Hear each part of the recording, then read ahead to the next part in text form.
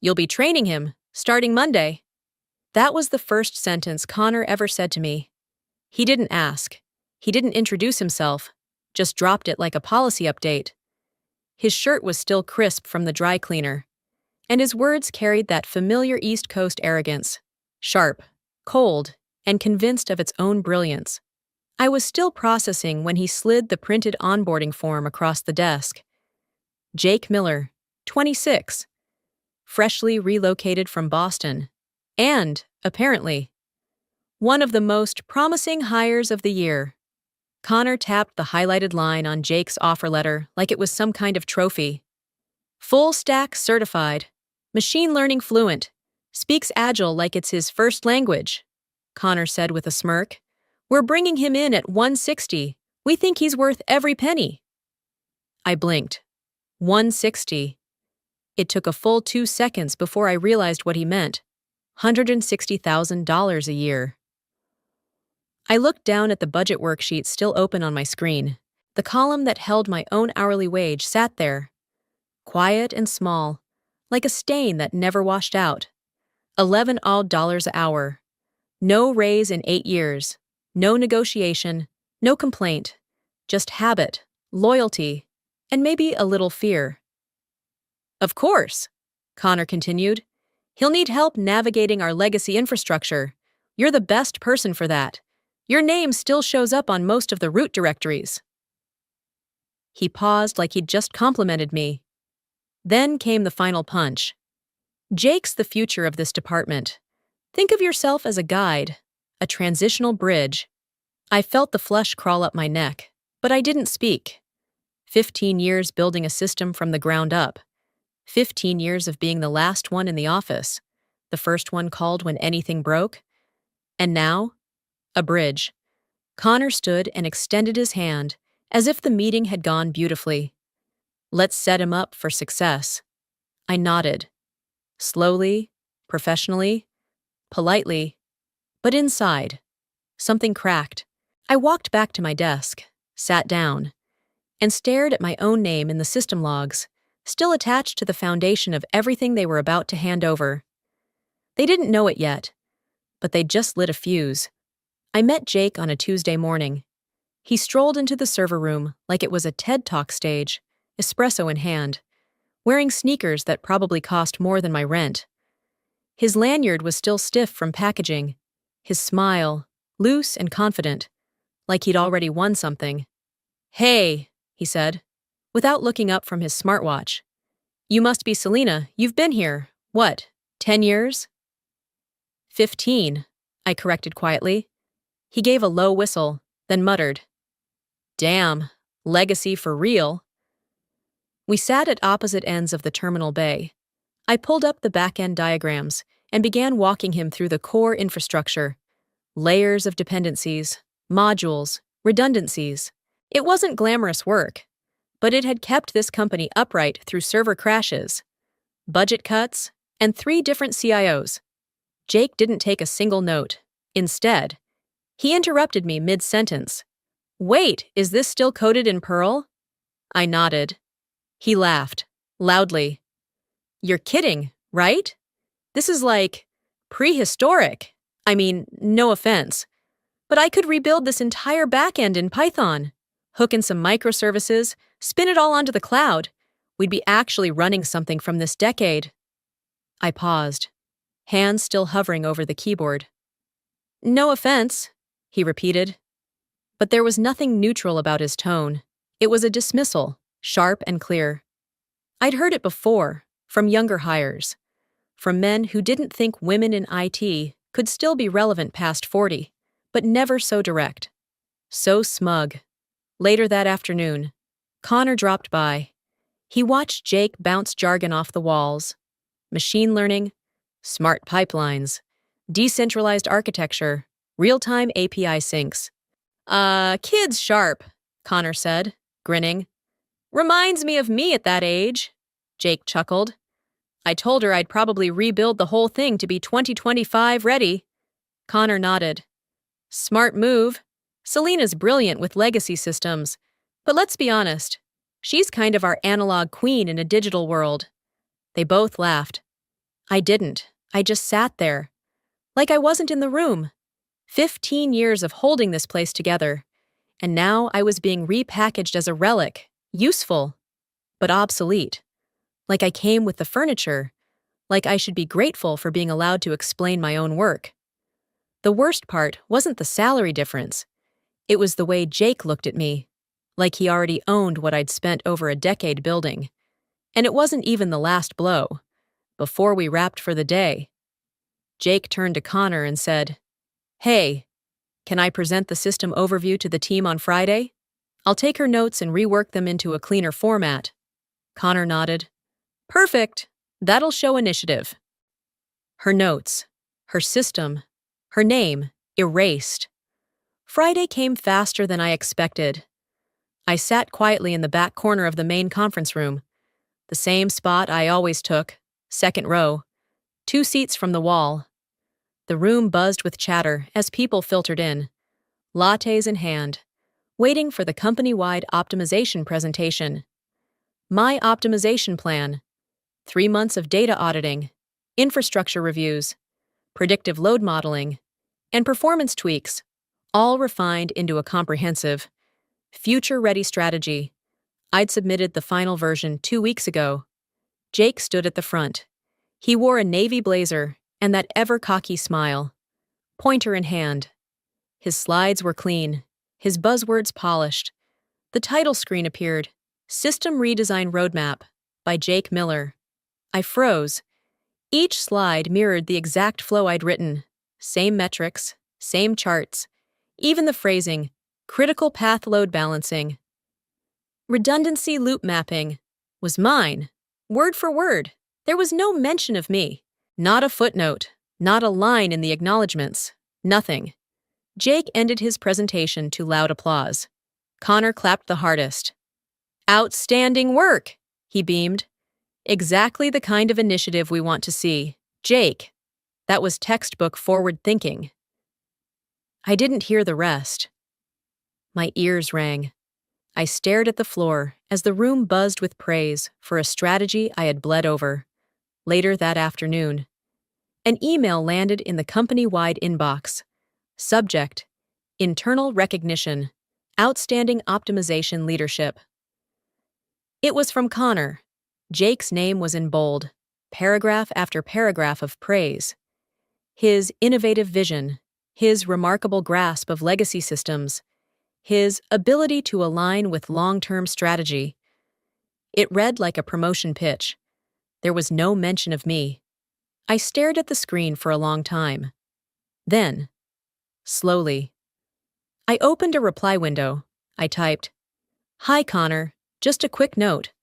The optimization plan presented today was based on the report I submitted 2 weeks ago.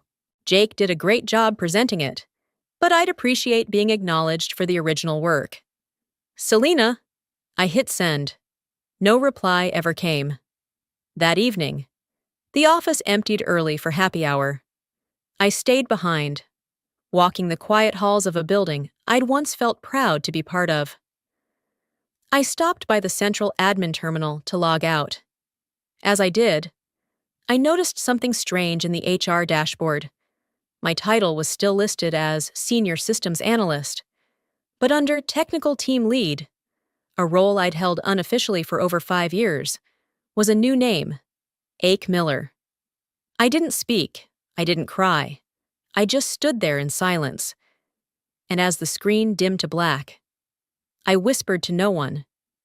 "They've erased me." I didn't sleep that weekend. Every time I closed my eyes, I saw Jake's name where mine used to be, on emails, on titles, on a presentation I built from the bones up. By Sunday night, I was back at my terminal. I told myself I just needed to clear my head, tie up loose ends, but deep down, I knew I was doing more than that. I opened the original server logs, the ones buried so deep even the IT auditors forgot they existed. The timestamp read April 2009, the month we launched the core infrastructure from scratch. There were only 3 names in that first log file: Selena Hargrove, Martin Kim, Priya Devar. Martin left in 2016. Priya in 2018. Downsizing, budget cuts, promotions that never came.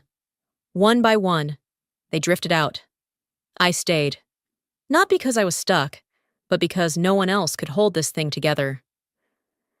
I scrolled through the old directories, the places where our handwritten scripts still lived like fossils in the digital sand. There was something sacred about it. The undocumented bones of a system held together by memory and trust. Jake would never find them. Connor wouldn't even know where to look.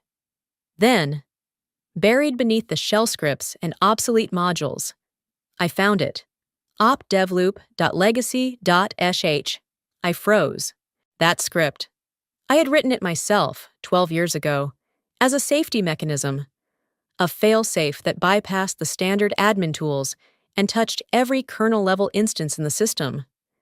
We called it the legacy loop back then, a joke about how we didn't trust our future selves to keep everything clean. No one had run it since 2012. The command was still executable. I opened the file. It was crude, archaic, but intact. And more importantly, it could still be modified. It had root access, override permissions, and a toggle flag for system lockdown if the network detected unauthorized architectural overrides. Jake wouldn't even know this existed. The company had since shifted to modern dashboards, cloud backups, and flashy UI. But underneath it all, the bones were mine, and I still held the key, for the first time in weeks. I smiled, but it wasn't warm. It was the kind of smile that comes when you realize the thing they called outdated still owned the foundation. That night, I didn't code anything drastic, not yet, but I made a copy of the script, saved it onto a drive no one else had clearance for, and I started thinking, not like a technician, but like an architect who knows which beams to pull if you want the whole house to fall in silence. The email arrived at 8:42 a.m., with no subject line, just a company header and a one-paragraph notice. As your transition duties have been successfully completed, your position is no longer required. We appreciate your contributions to the company. That was it. No name, no signature, just cold pixels on a screen that still logged me as active. I stared at the words for a full minute before closing the laptop. No dramatic gasp, no shaking hands. I just sat still, letting the silence settle like dust. 15 years. And they dismissed me in 8 lines. I walked to my locker, retrieved my bag, and paused in front of my old station. Jake's desk had already been moved beside mine. A passive declaration of succession. He wasn't even in yet. I plugged in a drive. It was a personal USB, plain black casing, no label, nothing fancy.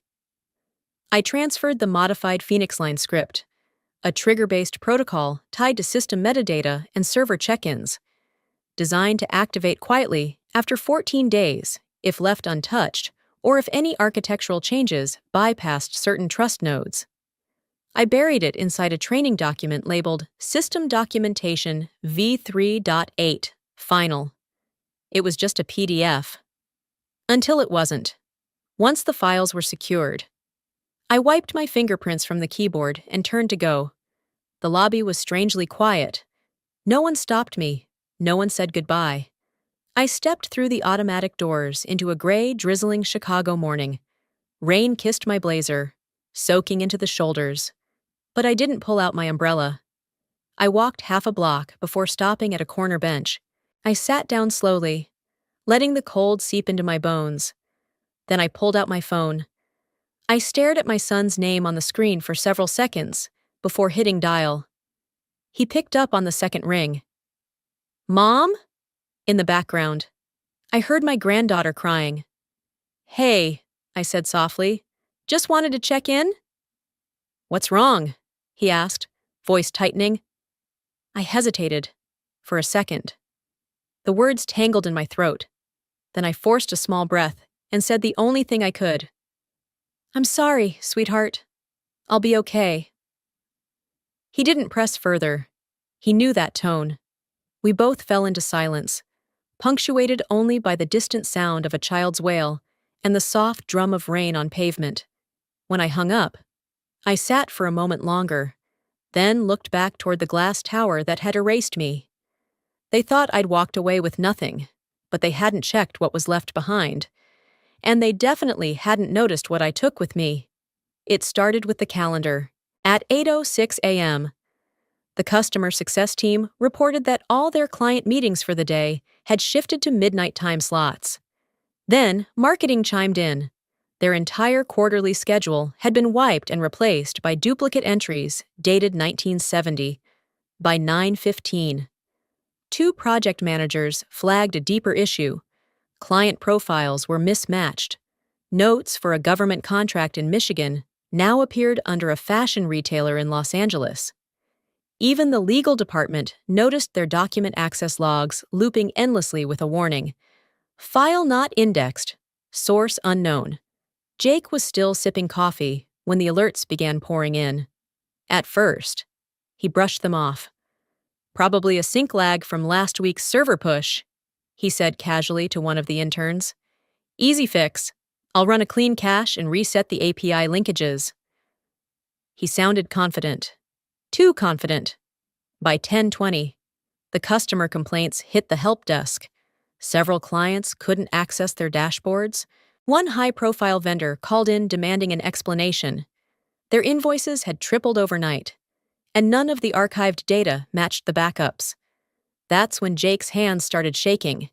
He dove into the admin console, fingers clattering across keys, trying to diagnose the root cause. Error logs began stacking like dominoes, lines of red scrolling across the screen faster than he could read. He initiated a command to force clear the security filters. That was his second mistake. The screen flashed, then turned black for a beat. A moment later, a message appeared, centered in a fixed gray box. Unauthorized admin override detected. Phoenix protocol activating. Jake froze.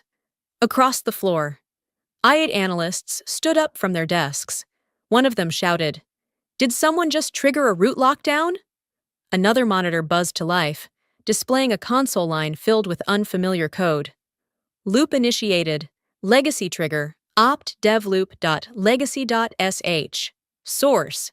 User c.h. Timestamp. Dormant since 2009. Status. Active. Connor stormed in from the glass hallway, eyes wide. What the hell's going on? No one had an answer. The system was eating itself alive, processes duplicating, security tokens invalidating, and internal tracking logs flagging every move as hostile. Jake stood motionless, staring at the last line that refused to disappear from the screen. Auth flag c.h. Permissions absolute. Who's c.h? Someone asked. Connor's face went pale. Selena Hargrove, he muttered. The name hung in the air like a curse. In the silence that followed, the truth began to settle.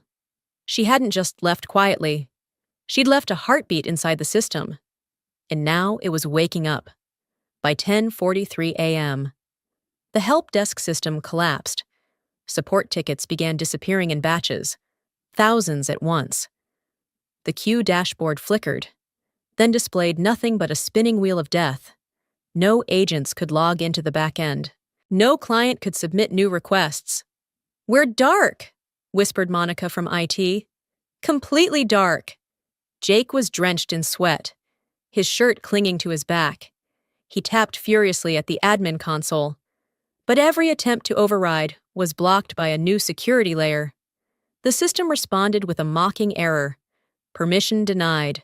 Admin access revoked. Even the CEO's dashboard locked him out. By 11:20, customer accounts began calling in en masse, furious, panicked, confused. One major financial client reported that their internal analytics showed encrypted data streams they never authorized.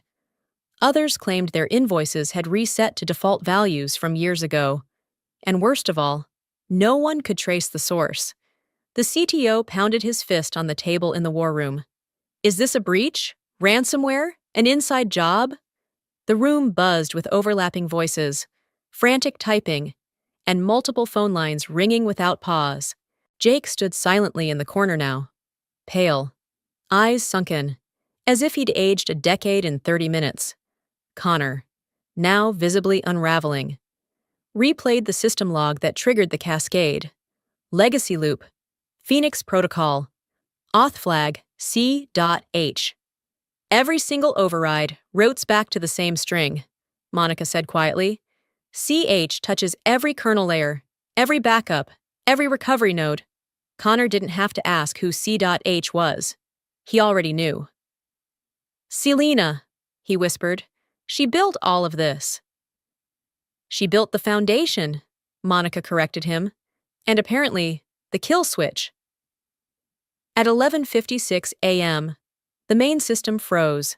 Not just stalled, frozen. Dashboards went blank. File trees locked down. The error code read simply, awaiting device authentication. Root key not detected. What device? The CEO barked, leaning over Connor's shoulder. Monica answered before Jake could. A USB key. Physical. Local authentication only. Where is it? She looked up slowly. If this really is Selena's design, she's the only one who ever had that key. The CEO's face flushed with rage. You mean we're sitting on a dead system, and only a terminated employee can bring it back? Monica nodded. The room fell silent, except for the dull, continuous ring of the company's emergency line. Connor's voice, now flat, cracked through the noise. Get her on the PA show. The email from Connor arrived at 1:27 p.m. Selena, we'd like to discuss a possible short-term collaboration regarding some recent system instability. Please advise your availability. He didn't say, please help. He didn't say, we need you. He still couldn't admit it. I read the message once. Then again. There was no apology, no recognition of what they'd done. Just corporate phrasing trying to clean up a disaster. I opened a reply window. My hands didn't shake. Connor, I don't sell back what you already threw away. If your team wants access to the recovery protocol, my terms are the following. Full written acknowledgement of authorship of all back-end systems currently in use. Ownership rights to the core code base. Public restoration of my original title, and credit for all systems prior to Jake Miller's onboarding. If these conditions are not met in writing by close of business today, consider the offer rescinded. Selena Hargrove. I hit send. No reply came for the next 4 hours. But at 5:06 p.m., an internal leak made its way across LinkedIn. 3 major clients, 2 financial firms, and a national logistics chain had severed ties with the company. All 3 cited critical systems failure, data integrity concerns, and breach of trust. Connor didn't email me again. Instead, the company's legal officer sent a vague message at 5:48 p.m. We are still reviewing your terms. Please do not share any proprietary information externally. I didn't reply, because at 6:13 p.m., my phone buzzed with an unknown number from San Francisco. The voice on the other end was calm, direct, and sharper than anything I'd heard all day. Ms. Hargrove, this is Denise Lamb from Clear Signal Systems. I've reviewed your legacy framework through a former client of yours. We were very impressed.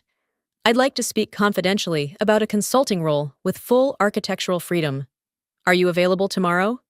I smiled for the first time in days. Let's talk. I didn't look back at the office tower. I didn't have to.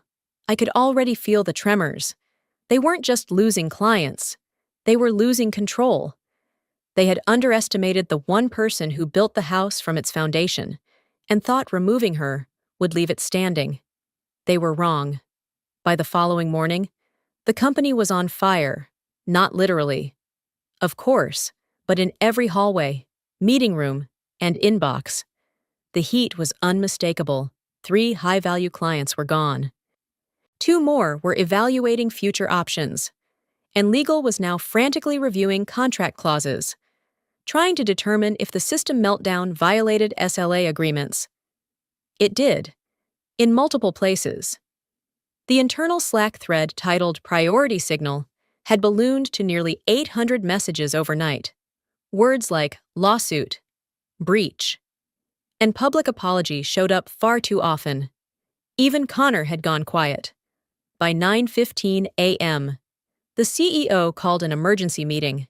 Every director, team lead, and department head was pulled into the glass-paneled executive boardroom overlooking the Chicago skyline. No coffee, no smiles, just red eyes, blank screens, and unanswered questions. Connor stood at the front, visibly exhausted, collar unbuttoned. He didn't even bring a slide deck, just the printout of Selena's email reply. He placed it gently on the table. "She gave us a way out," he said, "and we rejected it." "Are you saying this was sabotage?" one of the legal VPs asked. Connor didn't answer right away. He looked around the room. "We told ourselves we were replacing a piece of outdated machinery, but we weren't. We were gutting the only person who ever truly understood our infrastructure. We removed her, disrespected her, and then handed the keys to someone who didn't know what the front door even looked like." The room fell silent. Then, from the back, the CFO asked, "Was there any warning?" Connor exhaled. "Yes." He clicked on his laptop and pulled up an archived email, dated 6 months ago. It was from Selena. Subject line, "Legacy System Warning, Critical Path Vulnerability." She'd written clearly, "I recommend we reauthorize full audit access on the Phoenix framework. Current API overrides are being implemented incorrectly. If left unchecked, we risk triggering safety protocols built for root-level protection." Nobody had replied. Nobody had even opened the attachment. They had ignored her then, and now they were paying for it. "What about the fix?" the CEO snapped. "We need the USB," Connor said quietly, "and her signature to unlock the core node." The CEO slammed his palm on the table. "You're telling me this entire company is at the mercy of a woman we fired for being no longer necessary?" Nobody answered. He stormed toward the window, fists clenched. "This is going to cost us millions, maybe tens of millions." Connor didn't disagree. What he didn't say was that the system was still collapsing in real time. Backup servers were rejecting authentication. Scheduled billing cycles had already skipped. Payroll queues were showing phantom numbers. The core wasn't just offline. It was rejecting any attempt to be revived without her permission. In a single, silent move, Selena had shifted the power dynamic. They hadn't just fired her, they had fired the foundation. And now, they weren't looking at a tech problem. They were staring at a reckoning, exactly 31 days later. I sat in a different building, on a different floor, surrounded by people who actually listened when I spoke. It was 8:15 a.m., and the morning light streamed through the full-length windows of Clear Signal Systems headquarters, towering just across the river from my former employer. From my office on the 36th floor, I could see everything: the bridges, the streetcars, and most poetic of all, the rooftop of the company that once erased me. They'd removed my name, but now, they couldn't avoid seeing it again. On the screen in front of me, the interface loaded with a quiet hum, in smooth white type, centered above a gleaming line of code. The logo appeared, Phoenix Phi.1, designed by C.H, a proprietary infrastructure, built from scratch, cleaner, faster, smarter than the Frankenstein system I'd once been forced to patch and resuscitate.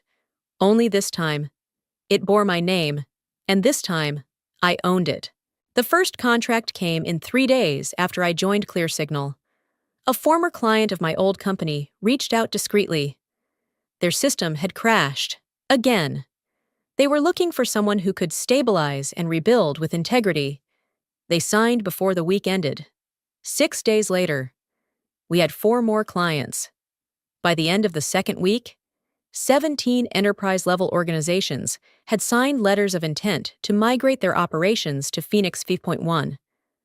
The system they tried to bury had risen from the ashes, sleeker, stronger, and untouchable.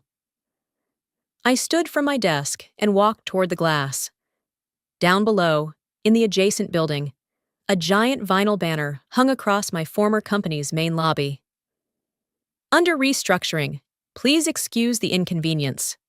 They called it restructuring. I called it accountability. I took a sip from the cup of jasmine tea I'd brought from home. The warmth settled in my chest. Not from the drink, but from the knowing. The quiet kind of satisfaction that doesn't need an audience to feel full. Jake was gone. Connor had stepped down. The CEO was facing board pressure and lawsuits from several major clients, but I wasn't celebrating their downfall. I was too busy rebuilding on my own terms. No loud revenge, no public spectacle, just the quiet, relentless certainty of someone who had been underestimated and chose to rise instead of break. Some people think power is loud, but sometimes it looks like silence and strategy, and a name that reappears right when you think it's gone for good. If you've ever been overlooked, erased, or told your value was outdated, let this story be your reminder. You are not finished. You are simply in version 1. And version 2? That's yours to design. Let us know in the comments. Have you ever been quietly underestimated? If this story moved you, please like, share, and subscribe to the channel for more empowering true-to-life stories like this. Your story matters, and just like Selena's, it's not over yet.